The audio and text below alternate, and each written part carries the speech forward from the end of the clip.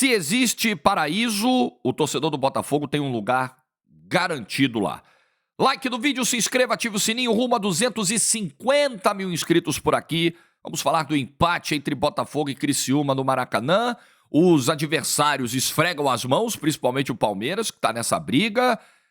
Mas e aí, o que esse resultado de ontem significa exatamente para a briga pelo título? Os fantasmas voltaram? Mas vamos lá, antes o QR Code da AG, porque tem semifinais da Copa do Brasil hoje e amanhã. Vamos conhecer os finalistas. Vasco e Atlético Mineiro, o Galo joga pelo empate. Amanhã, Corinthians e Flamengo. O Flamengo joga pelo empate. Você tem as oportunidades na AG de muita diversão, com responsabilidade. Você que tem 18 anos ou mais, QR Code na tela, maiores cotações da Copa do Brasil. Muito bem, uma linda festa ontem do Botafoguense. 60 mil, mais de 60 mil pessoas no Maracanã. Botafogo voltando a mandar um jogo no Maracanã. Tem pisado lá sempre como visitante para os clássicos. Foi uma festa linda, linda, linda do torcedor do Botafogo. Ah, mas o torcedor reclamou, chiou, né, ficou tenso durante o jogo. Quem não atravessa o deserto como o botafoguense está atravessando há tanto tempo, não sabe exatamente o que o botafoguense está vivendo. Então, uma coisa é a análise feita de fora, outra coisa é a análise do próprio botafoguense que sente na pele tudo que ele tem sentido. Então, é super normal. Eu conheço inteiramente a torcida do Botafogo, conheço por dentro o ambiente do Botafogo, de sentar a bunda do Caio Martins, do Maracanã, né, no antigo, chamava de João Avelange, agora Engenhão, Newton Santos, de estar lá, de ver jogo em São Januário do Botafogo, dos raros jogos mandados lá. Sim, então eu sei um pouco do que estou falando e do que se sente. Normal. Aquela festa no início, a bola não entra e vai ficando aquela tensão, meu Deus, tudo de novo, meu Deus, tá difícil, meu Deus, será que vai escapar, será que não vai? O botafoguense, ele convive com o infortúnio, né? Ele convive com o adverso, com o insucesso, com o azar, que às vezes aparece muito mais do que a sorte na vida dele. Então, assim, é uma torcida machucada, é uma torcida que eu respeito, assim, demais. E quando eu vejo crítica, assim, eu falo, meu Deus, vocês não sabem, cara. Vocês não sabem, quem tá de fora, vocês não sabem o que o botafoguense passa. Não sabe. Vocês têm a remota ideia. Vocês veem cortes, vocês veem flash, vocês veem videozinhos, fotos. Pô, irmão, sabe o que os caras sentem? Só os caras. Então, normal, né? E qualquer ambiente assim ontem, né? Que você tá pegando uma equipe de bloco baixo, fechada. Teu time não tá rendendo o que costuma render sempre. Claramente, alguns jogadores estão destoando. Você tá vendo que o nível não é o mesmo. Aí você fala, porra, vai ser difícil. O goleiro fazendo cera, comendo tempo. O Alano fazendo cera pra caramba. Você fala, ai, que jogo chato, não vai entrar essa bola. Fica a tensão no ar. Normal. Então, assim, falar do Botafoguense ontem no Maracanã, nossa, a torcida não apoiou, a torcida apoiou pra caramba, a torcida fez uma festa linda, a torcida tá fazendo festa em todos os jogos, esquece isso aí, para de botar na conta da torcida. E quem é que paga a conta, então, pelos 2 pontos perdidos ontem? Aí nós vamos falar, nós vamos fazer análise de campo, vamos fazer análise de jogo, análise de desempenho, análise de estratégia, análise de decisões tomadas pelo Arthur Jorge, análise sobre mando de campo e o impacto que isso teve nos empates contra Criciúma e Grêmio. Aí nós temos bastante coisa pra falar. Deixa a torcida em paz, cara. Vamos deixar a torcida do Botafogo em paz. Tudo que ela precisa é de paz. E de título.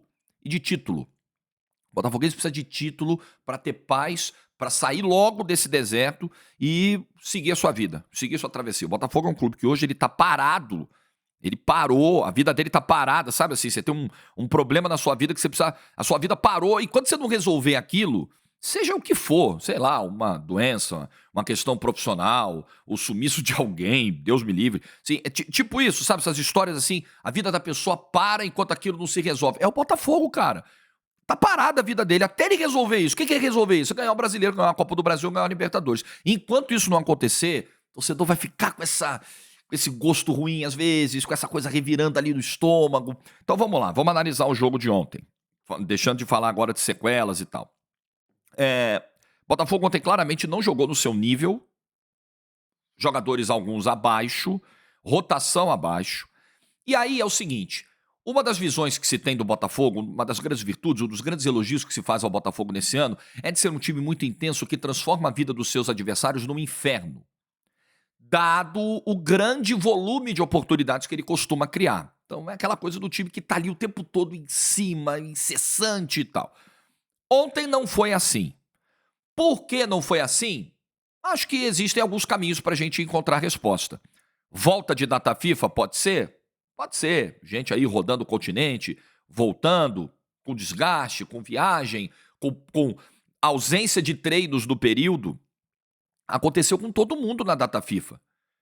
A galera, você tem uma semana importante para se preparar. O treinador fala assim: ufa, ganhei aqui uns 10 dias, hein? Vou treinar a galera, vou deixar o time aqui voando, né? Para chegar na volta, pá.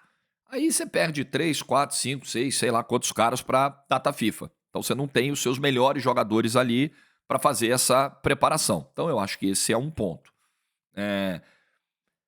Outro ponto é que é impossível, por mais que o Botafogo faça a vida da maioria dos seus adversários, é um verdadeiro inferno, desculpa pelo uso do verdadeiro, um inferno, não é possível fazer isso o ano inteiro de maneira ininterrupta, não tem como, ninguém aguenta, ainda mais com a exigência do nosso calendário. Então, é normal que, sei lá, você pega um espaço de 10 jogos, vamos fazer recortes aqui, né, vamos fatiar o bolo em alguns pedaços, aí você pega um pedaço aqui de 10 jogos. Desses 10 jogos, se em 2 o time não conseguir a mesma rotação que costuma ter na maioria, você vai entender como algo normal, como algo humano até. Ontem foi um desses casos. Mando de campo, eu acho que tem um peso. Uma coisa é você jogar no teu estádio, no teu gramado, na tua fortaleza. Outra coisa é você jogar em Brasília e Maracanã. Estádios onde você não está acostumado a jogar, não tem as mesmas referências visuais. O gramado é diferente daquele que você está acostumado. Por que mando de campo é uma coisa tão importante? Ora, aí alguém vai dizer, principalmente quem não é botafoguense, é rival ou está torcendo contra o Botafogo, né? Porque aí fica mais fácil de achar contra-argumentos. Ah, mas o gramado, as dimensões do campo são as mesmas, o gol tem o mesmo tamanho, é a mesma coisa. Não é a mesma coisa, gente. Se fosse a mesma coisa, mando de campo não era um negócio tão valorizado. Se fosse a mesma coisa, as equipes em competições classificatórias não brigariam tanto para serem, muitas vezes, primeiras colocadas para terem mando de campo até a reta final das competições, né? Se não fosse importante, muita gente não comemorava o fato de decidir um mata-mata dentro de casa. Como o Vasco vai decidir hoje, e o Vasco poderia ter levado o jogo para o Maracanã, e houve até um debate no meio da torcida do Vasco, e muita gente falou, não, São Januário, nossa casa, nossa fortaleza, e muito torcedor concorda, e o jogo vai ser em São Januário. Ora, porque é importante, né? O Corinthians comemorou, vamos decidir contra o Flamengo na Neoquímica Arena, porque aqui na Neoquímica Arena o buraco é mais embaixo. No Newton Santos, com o Botafogo, o buraco é mais embaixo. Então não ter esses 2 jogos na sua casa. E o que mais me... Aí, falando até um pouco como torcedor aqui, né? Que mais me lamenta desses 2 jogos fora do Newton Santos é o jogo contra o Grêmio, porque o Botafogo vai lá, faz um acordo com o Grêmio, o Botafogo é super solidário, entende o momento delicado que o Grêmio estava passando do primeiro turno, quando o jogo foi em Cariacica, beleza, não vamos mandar o jogo na nossa casa também, vamos lá, vamos fazer uma gentileza aqui, o dirigente do Grêmio vai lá e mete a boca no Botafogo depois do jogo. Uma postura absolutamente grosseira, de total falta de cordialidade. Mas esse é o futebol brasileiro e muitas vezes, infelizmente, é uma lição que a gente tem que levar para a vida.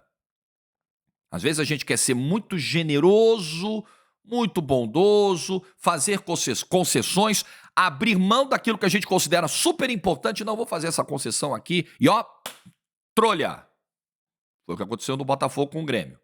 Depois o dirigente foi lá, pediu desculpa, mas enfim, foi de uma indelicadeza justamente com o Botafogo. O Renato Gaúcho, me lembro do primeiro turno, o Renato Gaúcho, no auge daquela crise envolvendo o Rio Grande do Sul, chegou e falou, nenhum clube ajudou a gente, pode pegar essa entrevista no Google aí, pode resgatar, ninguém foi solidário com o Grêmio, só o Botafogo. Renato Gaúcho falou isso. Esse ligou, se preocupou, procurou, os outros, andaram pra gente. Aí o Botafogo vai lá, manda o jogo dele fora do Newton Santos, faz um acordo com o Grêmio, é simpático ao Grêmio, joga em Brasília, empata o jogo, perde pontos e tem que ouvir gracinha do diretor do Grêmio no final. Então é isso. Futebol brasileiro não tem santo, cada um vê o seu, né? Não tem esse papo de acordo, conversa, generosidade. Não tem, como muitas vezes na vida. E quanto mais eu vivo, mais eu aprendo isso, mais eu vejo isso. Então, mando de campo também acho que pesou. Pesou também ontem uma dificuldade de lidar com a proposta do Criciúma. O Criciúma tinha uma proposta baseada em marcação de bloco baixo e cera. Vou tratar o Criciúma aqui como o clube mais criminoso do mundo porque fez a cera? Não, ele não é o único. Ora, ele não é o único. O que o Gustavo fez ontem no segundo tempo, o goleiro do Criciúma, naquele chute do Luiz Henrique, que ele pega com a pontinha dos dedos da mão e ele cai sentindo cãibra, aos 15 do segundo tempo, um goleiro sentindo cãibra, é o que vários goleiros do Brasil fazem. Existem duas soluções para isso. Uma é utópica. Eu considero como algo praticamente impossível. Mudar a cultura do jogador de futebol. Não é só no Brasil, não, é na Europa também, que aqui isso faz muito mais. Mas lá também, de vez em quando, o cara faz uma defesa no ângulo e fica rolando 3 minutos no chão. Então também não vou dizer que é só do goleiro brasileiro. Mudar a cultura. Veja bem, isso é feio. Tipo ensinar o seu filho, olha, isso aí não pode, isso aí é feio. Ai, ai, ai. Não vai rolar. Nenhum goleiro vai fazer isso, nenhum jogador profissional vai fazer isso. Vai despertar em si a consciência de que, nossa, isso é antijogo, né? É importante para o espetáculo que a bola role, que o jogo tenha mais tempo útil, né, de bola rolando. É importante para o jogo. É feio. Isso me coloca numa condição de inferioridade. Então, não esquece, ninguém vai fazer isso. Nem o Gustavo, nem o John, nem nenhum goleiro faz, porque o John também já faz cera. O John também faz, gente. Então, essa solução utópica não vai partir dos profissionais do futebol, essa consciência, dos goleiros, dos preparadores de goleiros, dos treinadores. Você imagina um dia um treinador falar assim, a partir de hoje o meu goleiro não faz cera. Porra, esquece, irmão. Esquece. Não vai rolar. Segunda solução para isso é uma solução da regra do jogo. Parar o cronômetro pode ser uma ideia. Ter o goleiro reserva de prontidão atrás da linha de fundo para entrar enquanto o goleiro titular tiver sido atendido, e aí quando terminar o atendimento o titular pode voltar normalmente, é uma outra ideia. Mas só vai partir de cima essa mudança. Só vai partir da regra. Só vai partir dos organizadores do campeonato, do texto da lei, dos organizadores do futebol, da FIFA. Não vai partir do goleiro. Nunca vai partir do goleiro. E o Botafogo ontem enfrentou uma equipe com essa proposta e vi muito alvinegro falando isso e concordo totalmente. Foi um vestibular para quarta-feira. Porque muito provavelmente o Peñarol vai se comportar da mesma forma que o Criciúma se comportou ontem. Com ainda mais experiência para fazer isso. Nós estamos falando de um Peñarol, de um multicampeão sul-americano. Estamos falando de uma equipe uruguaia. Então, assim, na quarta-feira, provavelmente, o bicho vai ser mais feio ainda, em termos de cera, de catimba e de retranca. Muito mais. O Criciúma fez o que está no alcance dele. As possibilidades do Criciúma hoje para encarar o Botafogo, com o seu orçamento milionário, com a liderança do campeonato, um semifinalista de Libertadores, são essas aí, são pequenas, as armas são essas. Retranca, fecha, faz o joguinho dele.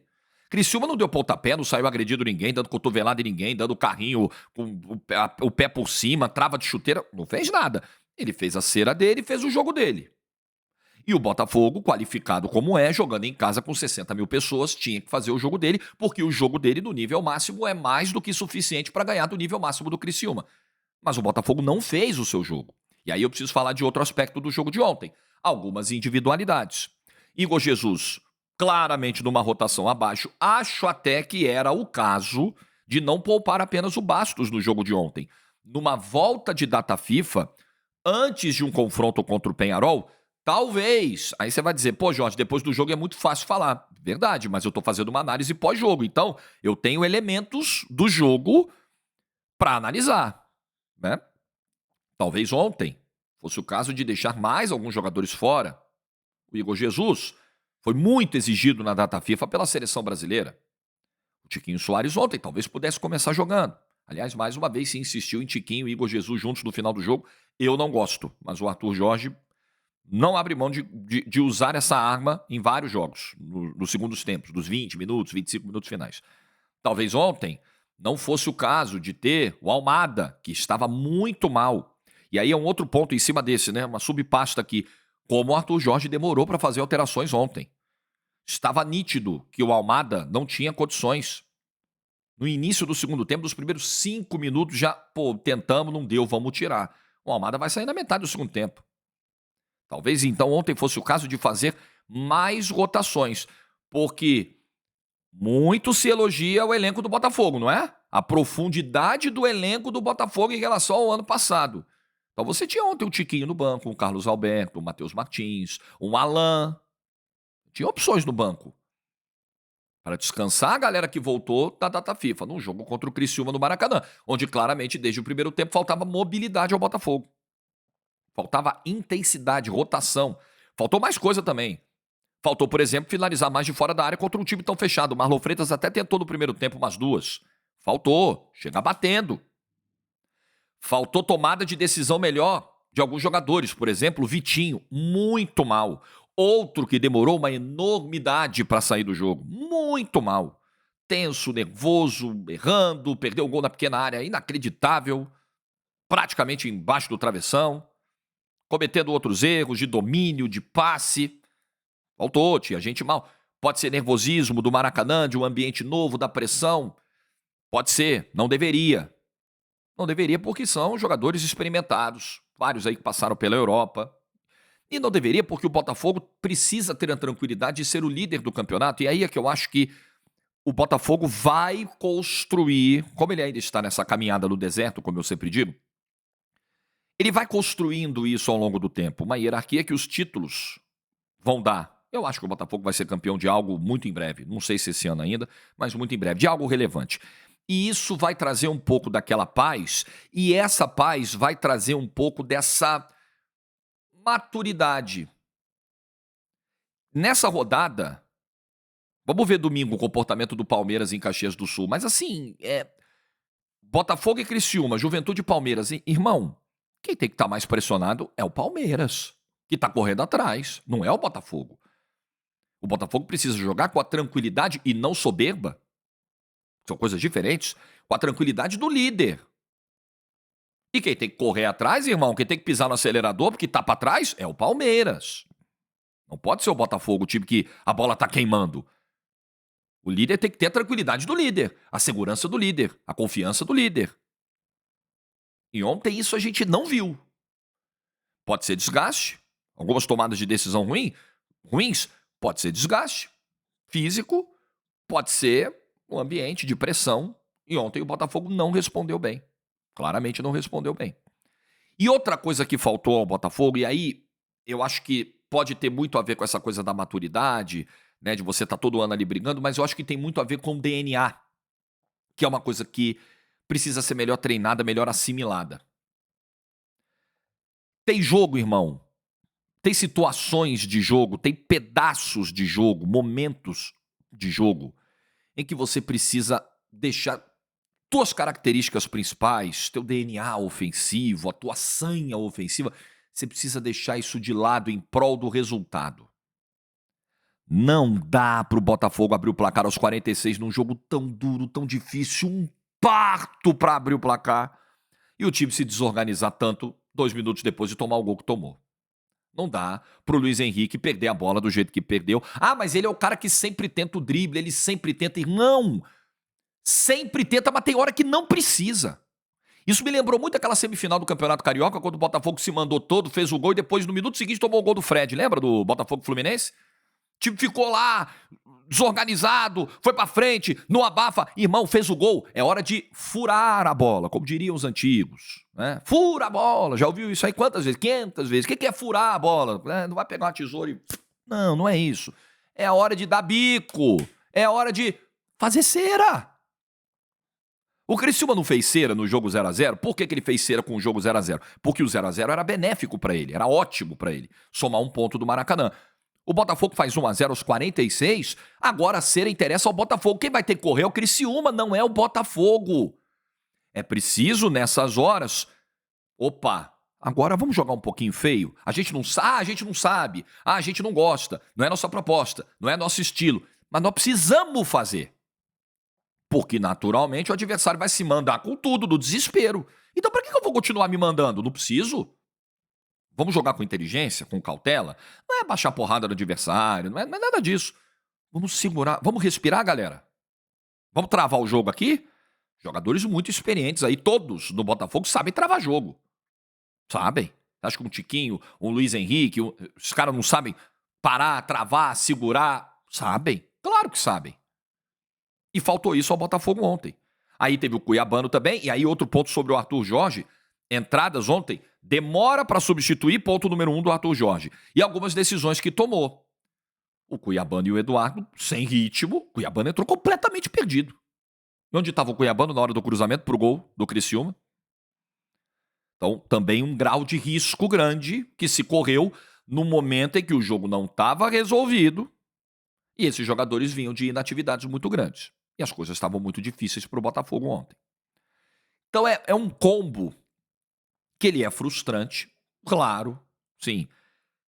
É uma sensação, dá um negócio no estômago, né? E aí, falando até um pouco como torcedor também, depois que tudo acontece, você fala, porra, não é possível, irmão. E o Botafogo foi para casa com essa sensação ontem.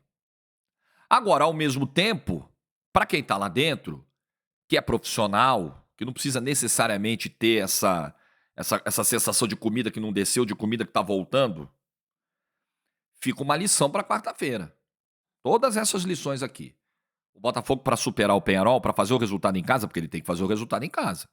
Ele não pode fazer como o Flamengo de deixar para resolver no Uruguai e não deu. Não deu. E é muito difícil. É um time que compete muito, o Peñarol. Os caras dão a vida. É o Peñarol, gente. É o Peñarol. O Peñarol velho de guerra. Para superar o Peñarol, tem que fazer o resultado quarta-feira em casa. Tem que encaminhar na quarta-feira em casa. E para fazer o resultado na quarta-feira em casa, tem que ser muito mais intenso do que foi ontem. Mas assim, muito mais. Muita coisa.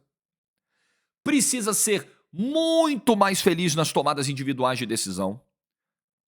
Precisa ser muito mais inteligente para desacelerar e catimbar o jogo, caso seja necessário.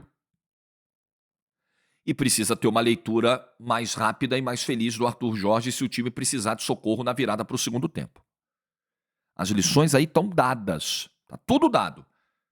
Lado ruim, perder 2 pontos. Mas sempre há um lado bom na crise. Sempre, sempre, sempre. Sempre tem um negocinho que você fala, porra, mas pelo menos isso aqui é o vestibular para quarta-feira.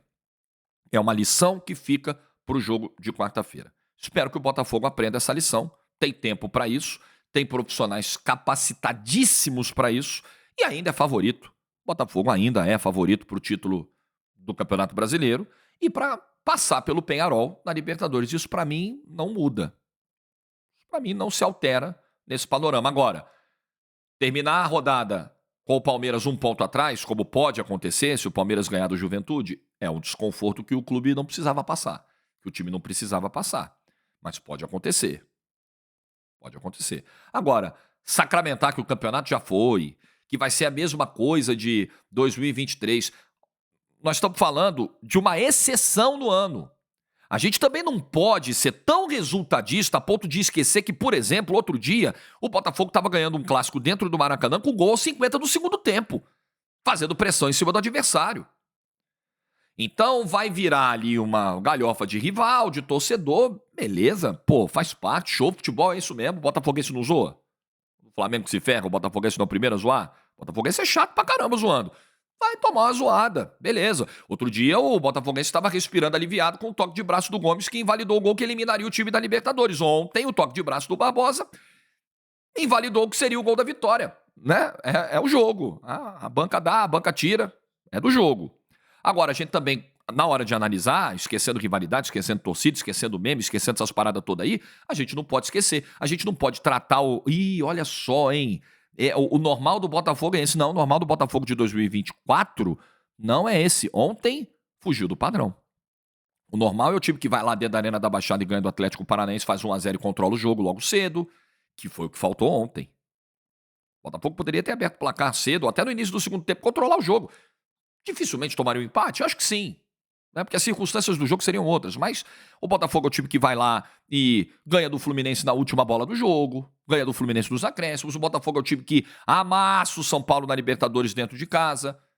Ganhou só de 1-0, mas a produção foi pra ganhar de 3-4 no primeiro jogo da Libertadores.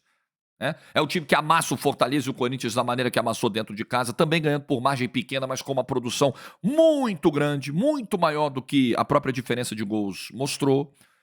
Então ontem, quantas vezes em 2024 aconteceu com o Botafogo o que aconteceu ontem? Então não é o padrão. Ah, é o fantasma do ano passado? É o fantasma do ano passado. É o padrão desse elenco? Não é o padrão desse elenco. Fugiu. Totalmente fugiu. Vamos ver o que sai da quarta-feira. E acho que, além de aprender as lições, a distância de hoje para quarta também vai ser importante para recuperar essa galera. Principalmente a galera da data FIFA. E principalmente a galera do meio para frente, que é muito exigida pela intensidade desse time. Savarino, Almada, Igor Jesus, esses claramente estavam abaixo no aspecto físico. Luiz Henrique não. Luiz Henrique mais numa questão de tomada de decisão, numa questão individual, de um drible a mais, de uma infelicidade, mas fisicamente pareceu muito bem. Mas os outros aí é descanso, repouso, recuperação, porque quarta-feira tem uma batalha. E dentro do Newton Santos, na quarta-feira, o Botafogo tem tudo para ser o Botafogo de 2024, que ontem não foi. O que você pensa? Like no vídeo se você ficou até o final. Excelente fim de semana para todo mundo. Juízo, bom sábado e tchau. Hoje eu vejo você, rapidinho. Hoje eu narro Vasco e Atlético Mineiro, a semifinal da Copa do Brasil, no YouTube da TNT Esportes, a transmissão em áudio, o clima de São Januário. Vamos conhecer o primeiro finalista da Copa do Brasil. Vejo você logo mais. Tchau.